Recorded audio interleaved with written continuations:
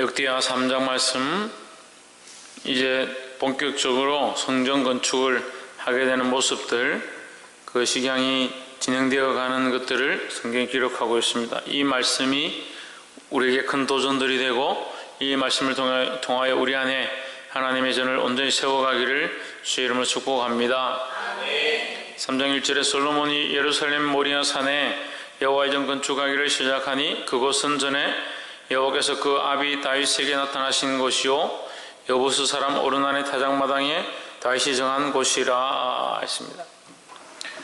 여기 3장 1절에 보면 왜 성전을 여기 건축하고 있는가, 성전이 건축되어지는 장소가 왜 이곳이 되었는가를 소상하게 기록하고 있습니다. 모리아 산이 있는 곳이다. 예루살렘 모리아 산에 여호와의 전 건축하기를 시작했다라고 되어 있습니다. 모리아 산은 우리가 이삭이 아브라함을 지고 간 게 아니고 아브라함이 이삭을 지고 가서 하나님 앞에 바치고자 했던 산이 모리아 산이다. 그래서 하나님과 아브라함이 그것으로 인해서 하나님께서 아브라함이 참으로 나를 섬기는구나, 나를 참으로 신뢰하는구나, 그 믿음을 보시고 그 아브라함을 인정해 주었던, 그래서 아브라함에게 언약을 세우고 내가 너를 땅에 바다의 모래같이 하늘의 별과 같이 너희 자손이 번성케 할 것이다, 너로 복의 근원이 되게 할 것이다 했던 그 축복의 말씀을 하셨던 산, 그게 모리아 산이다. 다시 말하면 모리아 산은 언약의 산이라 이렇게 볼 수 있습니다. 그래서 언약의 산에서 시작되어진 그 아브라함과의 약속이 이 솔로몬 때에 거기에 성전을 세움으로 말미암아 그 언약을 다시 기억하게 되는, 하나님과의 언약을 다시 세우게 되는 그런 기념비적인 뜻들이 있는 것이죠. 그것은 전에 여호와께서 그의 아버지 다윗에게 나타나신 곳이요 했습니다. 마찬가지로 다윗에게도 나타나서 하나님께서 그것에 대한 확정을 허락하셨다라는 거죠. 또한 여부스 사람 오르난의 타작마당에 다윗이 정한 곳이라 했습니다. 오르난의 타작마당을 다윗이 값을 주고 그곳을 삽니다. 거기 여호와의 사자가 나타나서 다윗에게 보였기 때문에 다윗이 그곳을 사고 거기서 하나님 앞에 제사를 드렸다라고 했습니다. 그래서 그 하나님의 임재가 있는 곳, 하나님 나타나신 곳, 그것을 다윗이 정한 곳이다라고 했는데, 실제로 다윗이 정한 것처럼 보이지만 이미 하나님께서 다윗에게 보이셨고 그에게 약속을 드러내셨다라는 하나님의 임재가 있었기 때문에, 하나님의 임재가 있었기 때문에 다윗이 정한 것이 아니고 하나님의 임재가 나타났기 때문에 누가 먼저 정하신 것이냐, 하나님이 먼저 정하신 거죠. 하나님이 가르쳐 주셨기 때문에 다윗이 정한 것이다 라는 거죠. 우리의 신앙의 모양도 마찬가지입니다. 우리가 선택하고 우리가 결정한 것처럼 보이지만 사실은 하나님이 보여주신 것들을 우리가 선택하게 되어 있다라는 거죠. 근데 우리는 하나님 뜻을 어긋날 때가 많이 있습니다. 그래서 하나님의 약속과 말씀을 따라서 순종해야 된다라는 거예요. 그래서 우리가 첫 번째 나누고 싶은 말씀은 하나님의 약속과 말씀에 따라 순종해야 된다는 거예요. 그래서 모리아 산이라는 것은 약속의 산이다, 언약의 산이다 볼 수 있고, 또 다윗에게 나타나셨다는 것은 하나님의 그 나타나심, 하나님의 그 말씀을 따라서 다윗이 그곳에 성전을 짓겠다라고 정했다라는 거죠. 그래서 자기 마음대로 내가 하고 싶은 대로 정한 것이 아니다라는 거죠. 우리가 이것을 주의해야 합니다. 그럼 먼저가 뭡니까? 하나님이 먼저시다는 거죠. 그래서 사람들은 자기가 마음이 편하고 내가 좋고 내가 이렇게 하면 선하겠다라고 생각하는 것을 행하면서 그것이 그렇기 때문에 하나님의 뜻일 것이다 라고 해요. 그 아주 잘못된 일들을 하는 거예요.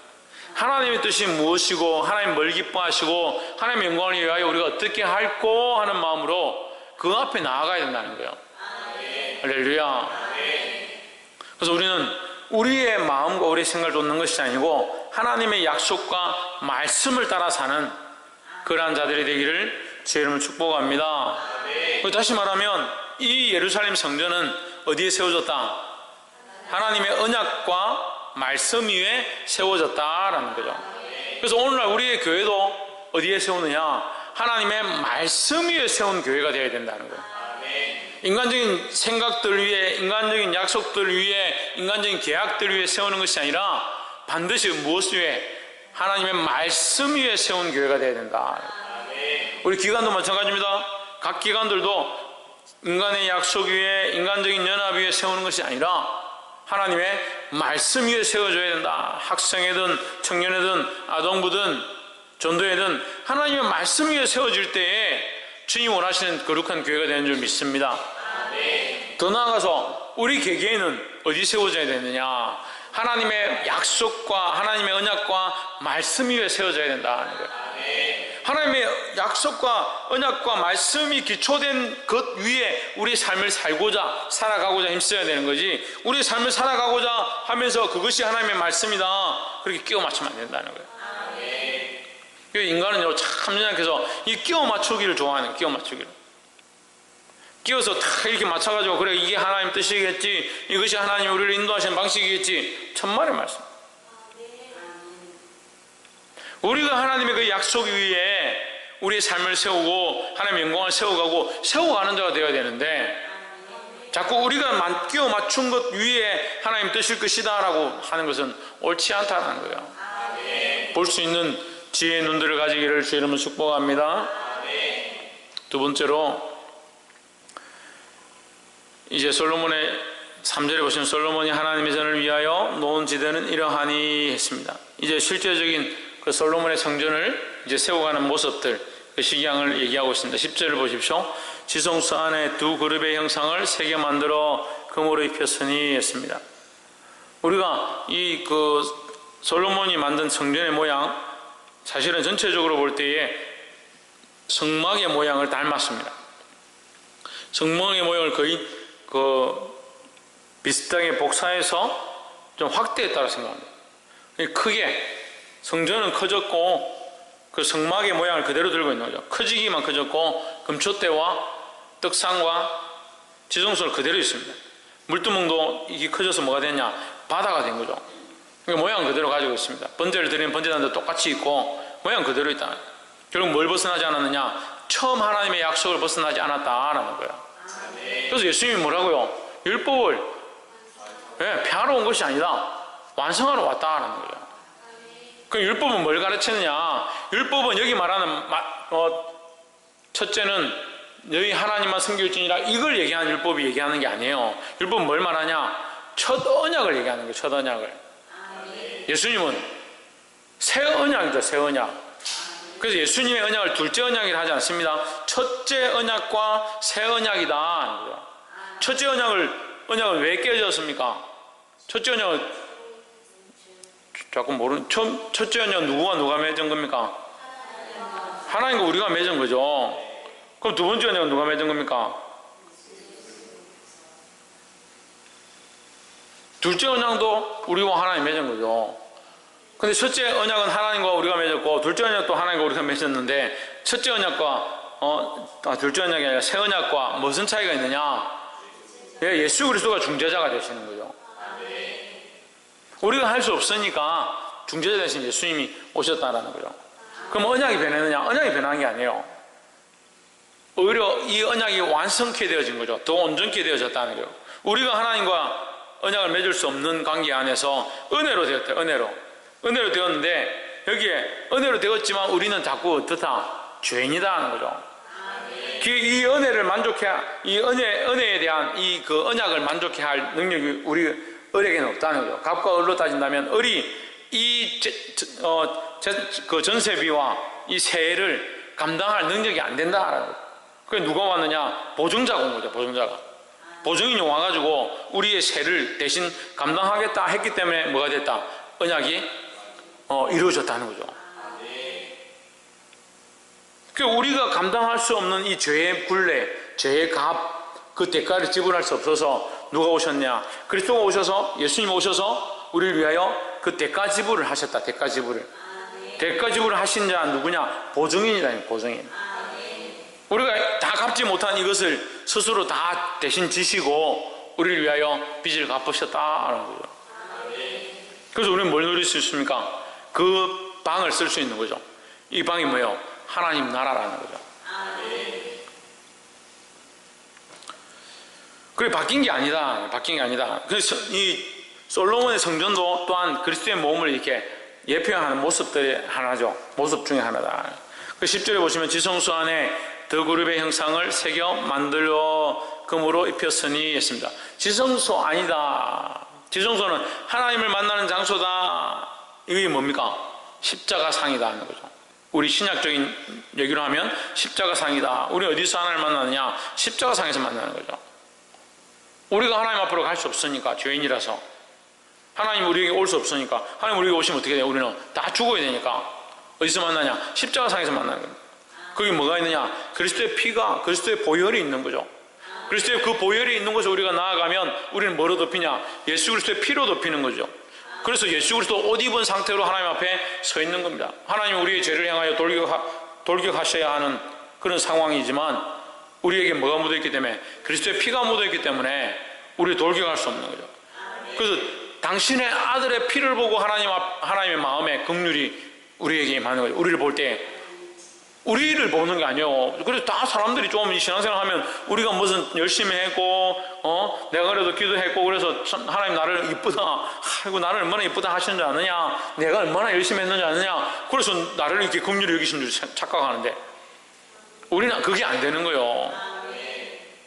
그래서 우리 안에 하나님의 사랑의 모양이 부모에게 있는 거죠. 부모가 자식을 보면, 제 하나님 말 안 들으면 목사님은 되게 확 혼내고 싶은데, 엄마 아빠는 그래도 보면 막 마음이 애틋하고 막 저리저리하고. 그게 하나님의 마음이 그렇다. 하나님의 자식을 볼 때에, 하나님 아들 그리스도를 볼 때에 하나님 마음이 그렇다. 성자를 볼 때에 마음이 그렇다는 거죠. 그 피가 우리에게 있는 거죠. 그 피가 우리에게 묻어 있는 거죠. 그럼 뭘 보느냐? 우리를 보고 하나님께서 우리를 이렇게 하시는 게 아니라 그리스도를 보고 우리를 용납해 주시는 거죠. 그래서 어디서 만날 수 있느냐? 십자가상에서 만날 수 있는 거예요. 그러면 하나님 나라 가서도 우리는 십자가상에서 만나야 되냐? 아니죠. 그때는 우리가 이 완성된 모양으로 바뀌어서 하나님 앞에 나아가는 거죠. 그래서 뭐라고 합니까? 얼굴과 얼굴을 맞대고 볼 것이요, 이렇게 하는 거예요. 지성소 안에 두 그룹의 형상을 새겨 만들어 금으로 입혔으니, 뭘 만들어? 두 그룹. 성이 두시고 이름이 그룹이 아니고, 그룹은 천사죠, 천사. 예, 천사의 형상을 새겨 날개를 펴고 있는 천사는 보통 날개가 6개라고 하죠. 세상이다 이렇게 하는데, 뭐 꼭 세상을 이렇게 표현하는 데도 있고 그냥 두 쌍만 이렇게 표현하는 데도 있습니다.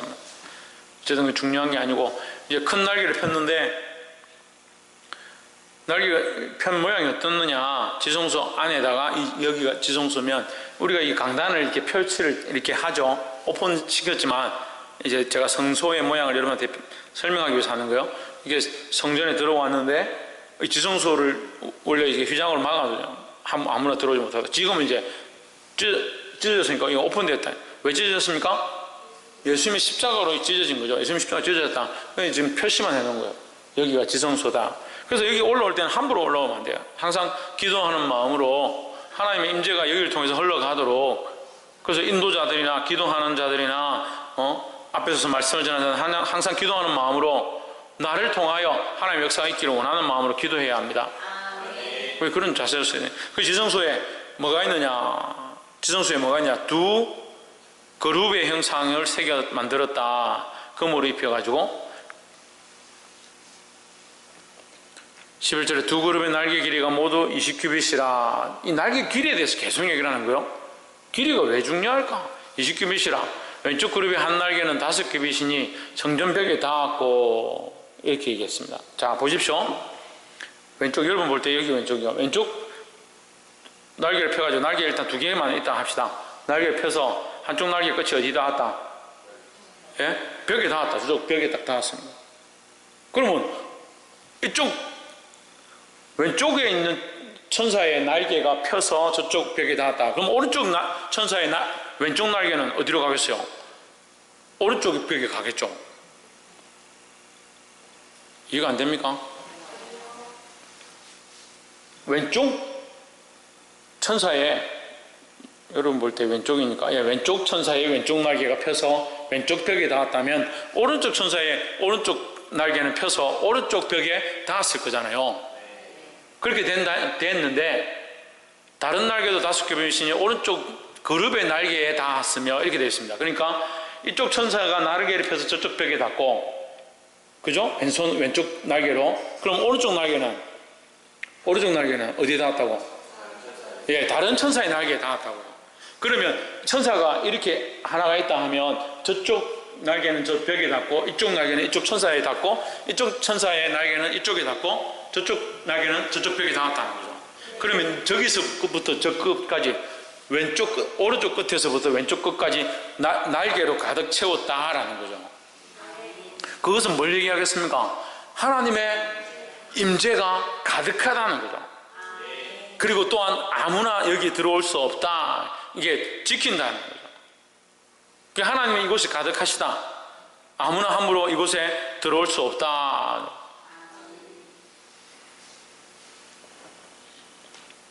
우리는 이것을 통해서 온 세상에 가득한 하나님의 임재와 역사를 보아야 될 점이 있습니다.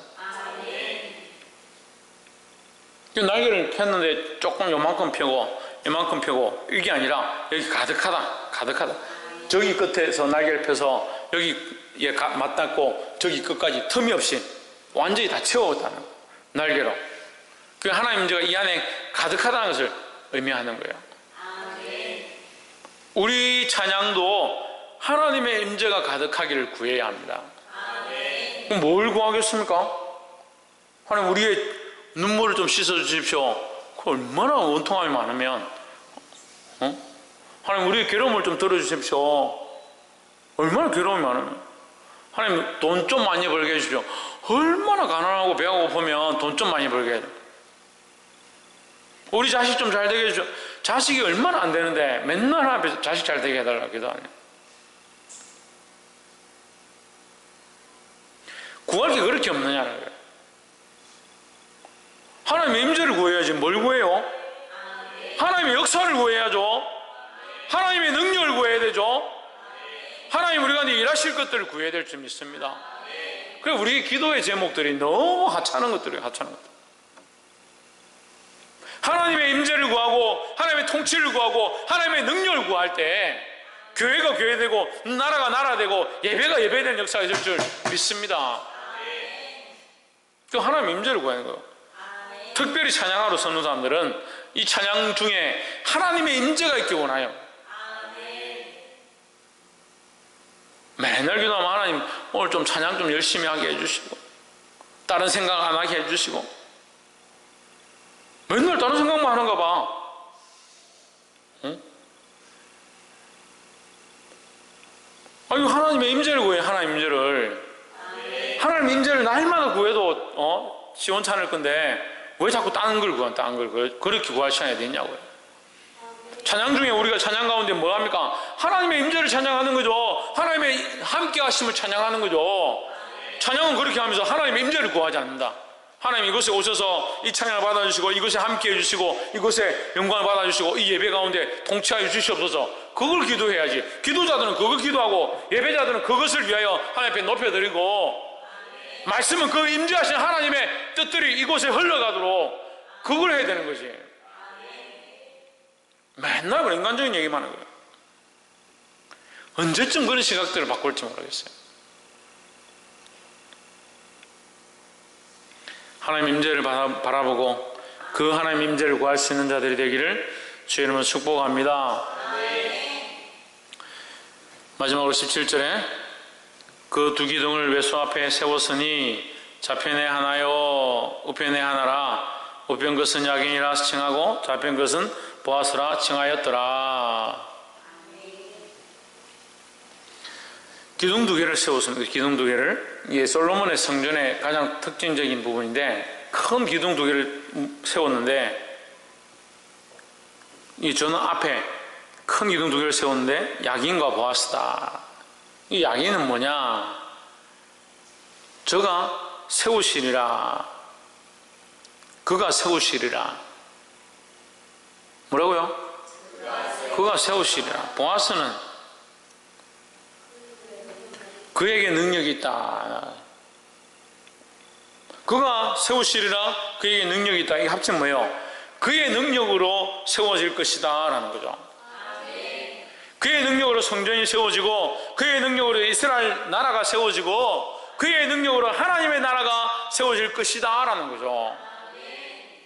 그가 이루시고 그가 세우시고 그의 능력으로 그가 하실 것이다. 누구 중심적이에요? 하나님 중심적이에요. 하나님 중심이에요. 최하윤, 너 신발하고 예배하냐? 지금 말씀하는데 계속 신발 가지고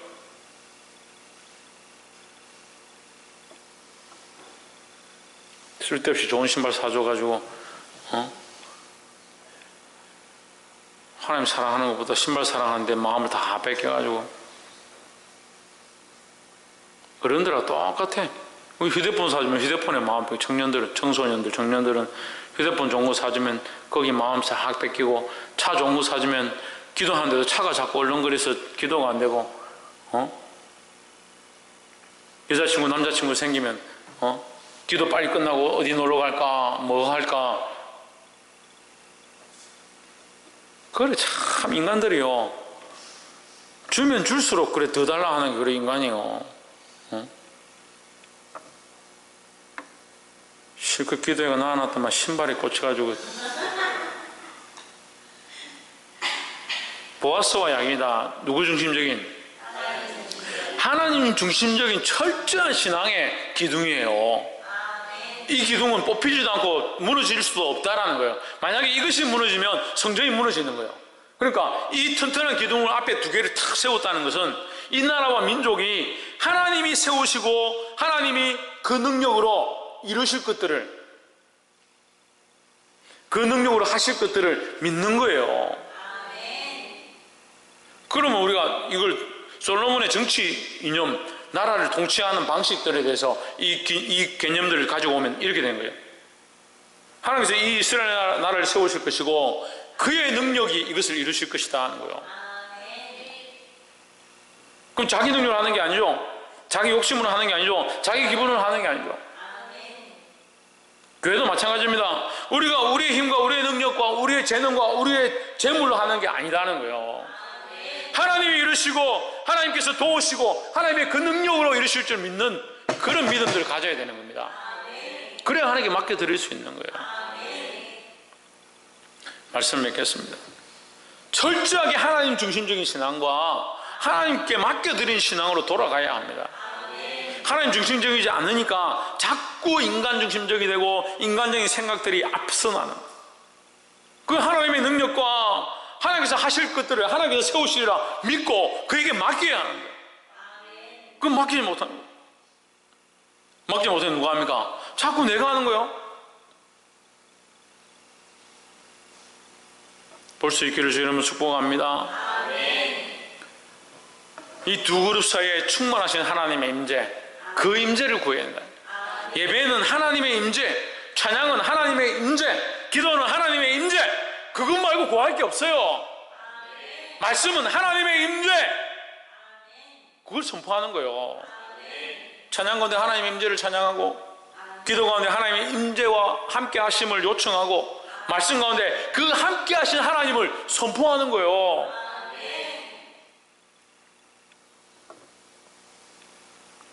또한 이 모든 것들은 어디 세워져야 되느냐? 약속과 언약과 말씀 위에 세워져야 된다. 그 언약과 말씀의 기초가 안 되면 자꾸 엉뚱한 데로 가요. 엉뚱한 데로. 그 기초가 안 돼 있으니까 하나님과의 그 언약, 하나님의 그 말씀, 그 위에 세워져 가는 교회, 그 위에 세워져 가는 공동체, 그 위에 세워져 가는 성도들의 삶, 그것이 참 교회의 모습이다라는 거예요. 이 하나님의 말씀대로 살아서 주를 기쁘시게 할 수 있는 저와 여러분 되기를 주 이름으로 축복합니다. 기도하겠습니다.